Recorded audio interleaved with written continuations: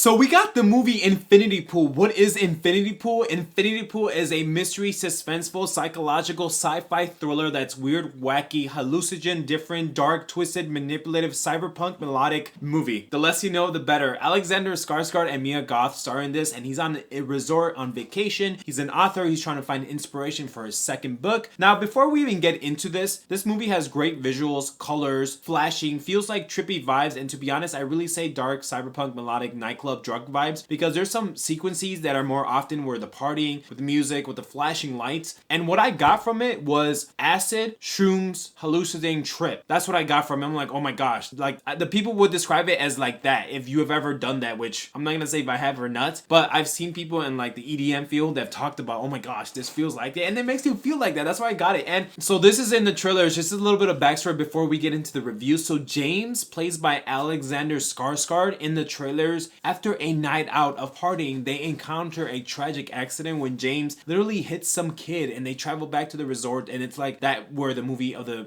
picks up. And it's like the next day they capture him. They're like, oh, you need to come with us. But remember, they're on some resort, some island, some different continent. It's not like wherever you live. It's kind of like devilish dark vibes that I got from it. I mean, the resort looks beautiful, but after that they get captured, he thinks he's going to die, but then the guy brings him something. He's like, you need to pay us or get cloned and have him executed. And it's like, at this point, you're getting cloned. That's where all the weird manipulative stuff, like you can't take your eyes off the screen. But it doesn't just happen once. It happens multiple times for different people. And like, you think it's just one time cloning. No, that's why the movie's called Infinity Pool. I guess you can do an infinite number of clones, especially if you get paid. But after this, it kicks off a weird thing because he's seeing his clone get killed because it's justice for the family that the kid he ran off the road, which kicks this movie off. And it's one of those dark horror fantasy thrillers of cloning and what can it do to like your psychiatric, the human physique, your mind, the way you are. And do we know as the audience, is the clone that's being killed the fake one, or did they switch it off? We have no idea. But remember, it happens more than once, and not just his character, other characters too. His wife gets frantic. Mia Goth's character is perfect for this role because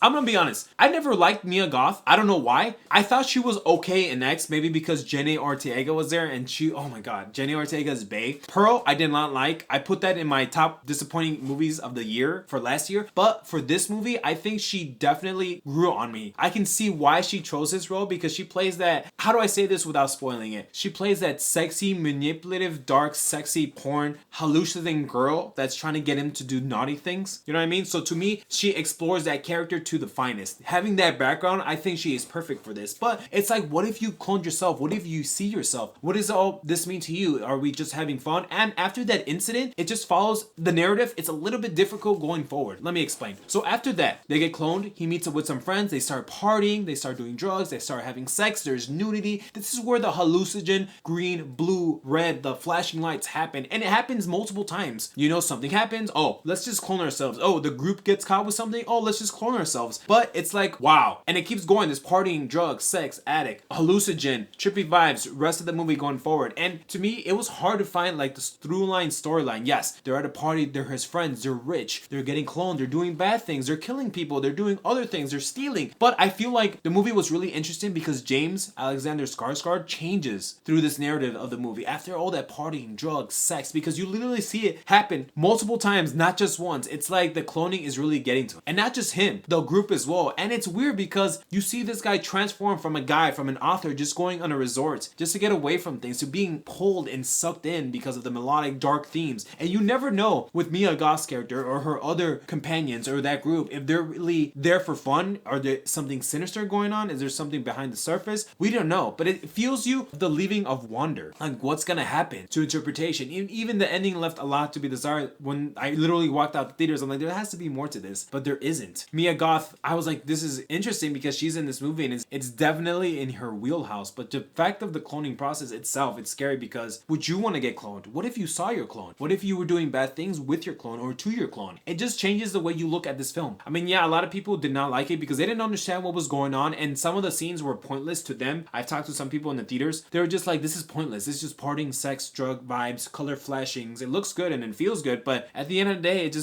they thought, and when I first looked at the movie, I'm like, this is going nowhere. You know, I don't know. But to be honest, I did enjoy my time with it. It's very different, weird, wacky. I might make like a top 10 weird, wacky of this year. But this movie movie is definitely on it. It will not be for everyone. It has like this weird, dark, sinister twist to it. Anyways, I'm gonna give this a solid C. Everything that we just talked about, dark, sinister, melodic, cyberpunk, neon. I mean, yeah, it's new. I mean, neon's in it too if they're producing it or something, but it's not gonna hit for a lot of people. It's just not. Anyway, if you made it this far, I appreciate you so much. Maybe consider hitting that like button and turning on notifications so you never miss a video. With that, take care. Bye.